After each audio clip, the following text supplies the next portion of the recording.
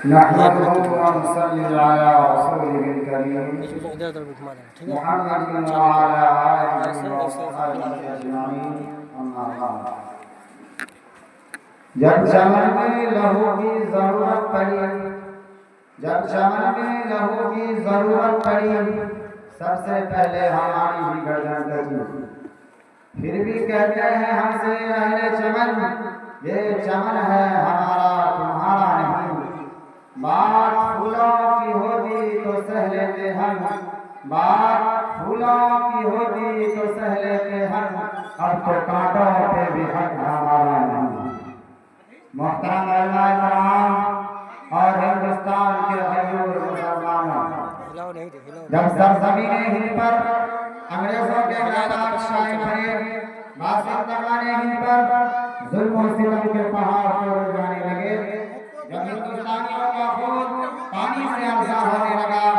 جب اپنے وطن کی عزتیں سروں پر نیلام کی جانے لگی جب ان کی جانیں کھلونوں سے سستی ہو گئی جب اپنے وطن عزیز میں ان کا رہنا مشکل کر دیا گیا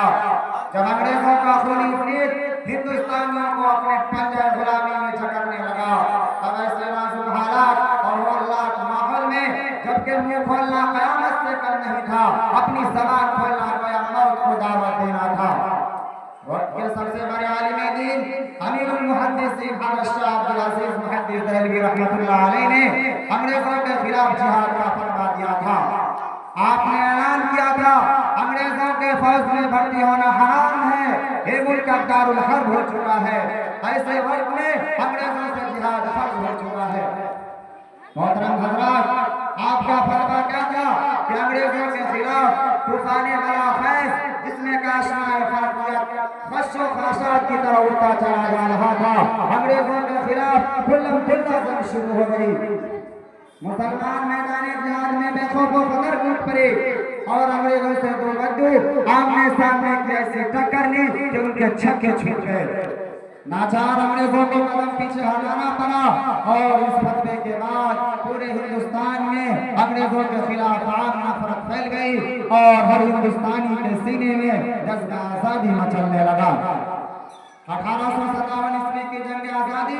سب سے مشہور اور خوفناک ہے جس میں انگریزوں کی ظلم و ستم کی انتہائی ہو گئی تھی ہندوستانیوں پر عرصہ حیات تنگ کر دیا گیا تھا مگر اس کے باوجود بھی مسلمانوں نے انگریزوں سے بھرپور مقابلہ کیا انگریزی ظلم کے آگے سر سکندری بنی رہے اور کسی بھی طرح کی قربانی سے گریز نہ کیا بالآخر خدا نے وہ دن دکھایا جب انگریز کے سر جب ہندوستان کے سر پر آزادی کا پرچم لہرانے لگا غلامی کی زنجیریں کٹی اور وطن عزیز کی چمن میں پھر سے بہار آ گئی دوستو جنگ آزادی میں مسلمانوں نے بے شمار قربانیاں دی ہیں لاتعداد علماء کرام شہید کیے ہیں اگرچہ غیر مسلم بھائیوں کی خدمات کا انکار نہیں مگر یہ سچ ہے کہ اگر مسلمان خصوصاً علماء کرام جنگ آزادی میں حصہ نہ لیتے تو ہندوستان کا بھی آزاد نہ ہوتا آج ہندوستان کی تاریخ کو بس کر کے پیش کیا جا رہا ہے مسلمانوں کی قربانیوں اور علماء کرام کی محنتوں کو فراموش کیا جا رہا ہے عام تو عام خود بہت سے مسلمانوں کو یہ پتا نہیں کہ ہمارے آبا و اجداد ہندوستان کے لیے کتنی قربانیاں دی ہے ہندوستان آزاد ہو گیا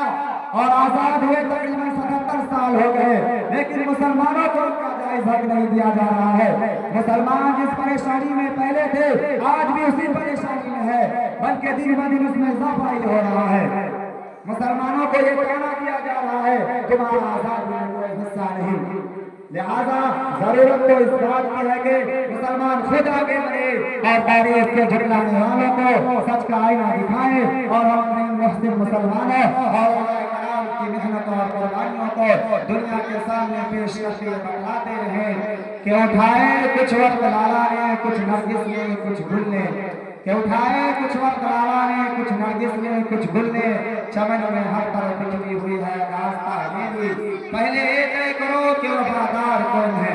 پہلے یہ طے کرو کہ وفادار کون ہے پھر وقت خود بتائے گا غدار کون ہے